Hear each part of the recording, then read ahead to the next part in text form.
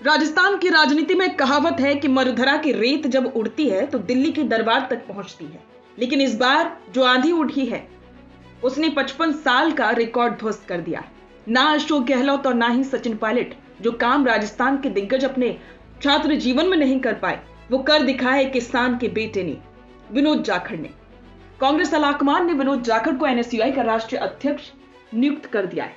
लेकिन क्या ये सिर्फ एक नियुक्ति है या फिर राजस्थान कांग्रेस की एक नई शुरुआत? राजस्थान की सत्ता के शतरंज पर सचिन पायलट का ये चेकमेट दिखाई दे रहा है, जिसकी गूंज 2028 के विधानसभा चुनावों तक सुनाई देगी। आज की वीडियो में हम डिकोड करेंगे जेल से दिल्ली के जंतर मंतर तक के उस सफर को जिसने राजस्थान का कद राष्ट्रीय राजनीति में हिमालय जैसा ऊंचा कर दिया है। राजस्थान की छात्र राजनीति का अपना एक स्वर्णिम इतिहास रहा है, लेकिन एक कसक हमेशा बाकी थी।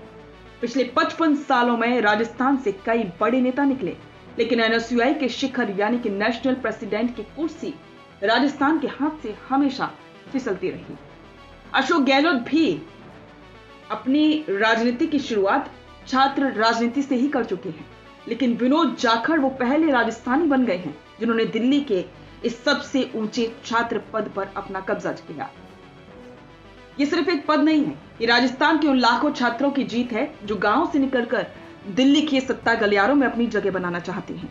राहुल गांधी और मल्लिकार्जुन खड़गे के कड़े इंटरव्यू के बाद विनोद का चुना जाना बताता है कि अब कांग्रेस में ग्राउंड कनेक्ट की कीमत बढ़ चुकी है। जैसे ही जाखड़ के नाम का ऐलान हुआ, सबसे पहले बधाई संदेश दिया पूर्व उप मुख्यमंत्री सचिन पायलट ने।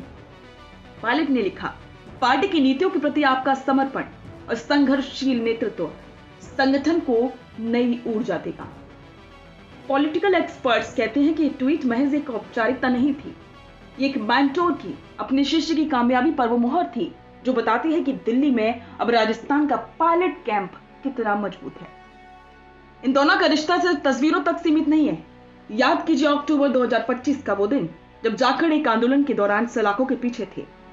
राजस्थान की तपती गर्मी में सचिन पायलट खुद जेल की दहलीज तक पहुंच चुके थे। उन्होंने जाखड़ को दलित विरोधी राजनीति का शिकार बताया और सरकार के खिलाफ मोर्चा खोल दिया था। और तभी से साफ हो गया था कि जाखड़ पायलट की टीम के सबसे भरोसेमंद सिपाही हैं। राजनीति में दोस्ती के साथ साथ इक्वेशन भी मायने रखती है। दिसंबर 2025 जयपुर की सड़कें गवाह बनी अरावली बचाओ आंदोलन के।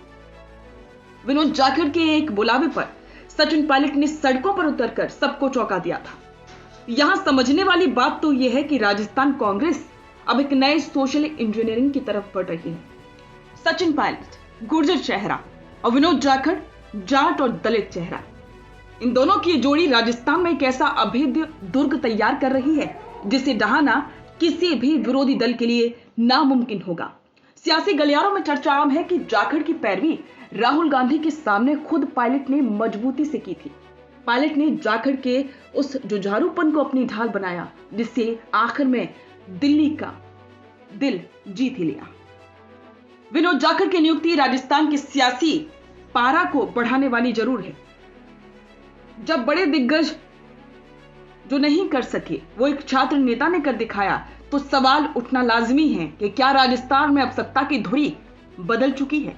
कांग्रेस आलाकमान ने जाखड़ को चुनकर यह संदेश दे दिया है कि वो नई पीढ़ी को कमान सौंपने के मूड में है। जाखड़ ने सार्वजनिक मंचों से हमेशा ही पायलट को अपना आदर्श बताया है।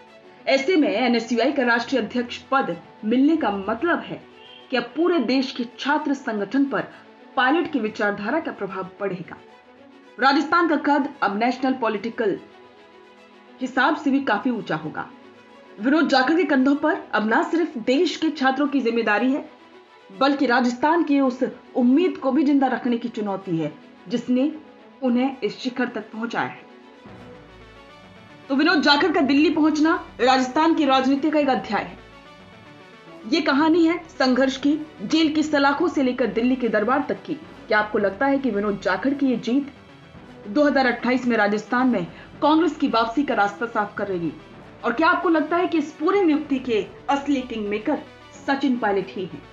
कमेंट में अपनी राय जरूर दें और बने रहें द फैक्ट इंडिया के साथ। क्या आप भी करना चाहते हैं अपने गांव का नेतृत्व?